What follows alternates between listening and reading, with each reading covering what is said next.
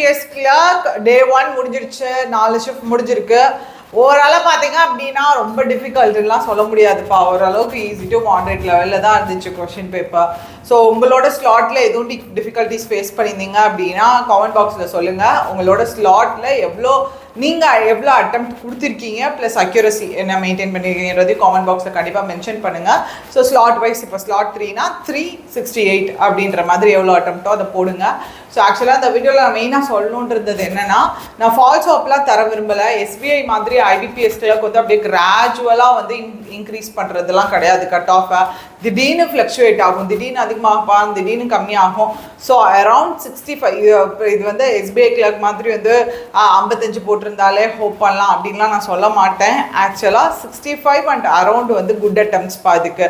ஏன்னா நிறைய பேர் இன்னும் நல்லாவே அட்டெம்ப்ட் போட்டிருக்காங்க. ஸோ அட்லீஸ்ட் மினிமம் வந்து அரவுண்ட் 65 நீங்கள் போட்டிருக்கீங்க அப்படின்னா அது நல்ல அட்டெம்ப்ட். ஒரு 63ஆவது போட்டிருந்துருக்கணும் மினிமம்.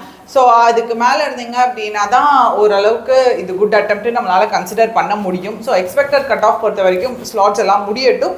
ஃபைனலாக நான் year wise cut off plus vacancies analyse பண்ணி உங்களுக்கு ஃபைனலாக எக்ஸ்பெக்டட் கட் ஆஃப் வீடியோ நான் போடுறேன். ஸோ இன்றைக்கி நம்ம முடிஞ்சிருக்கிறத வச்சு நம்ம பார்க்குறப்போ குட் அட்டெம்ப்ட்ஸ் அரௌண்ட் 65.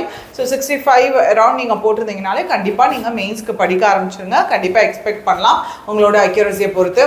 ஸோ கண்டிப்பாக காமெண்ட்டும் பண்ணுங்கள் மக்களே. அண்ட் உங்களுக்கு ஆல் இன் ஒன் எலிட் பார்ஸ் பேங்கிங்கான கோர்ஸ் வேணும்னு நினச்சிங்கன்னா நம்ம கேஆர்லாஜிக்ஸ் ஆப்பில் இருக்குது, யூஸ் பண்ணிக்கோங்க.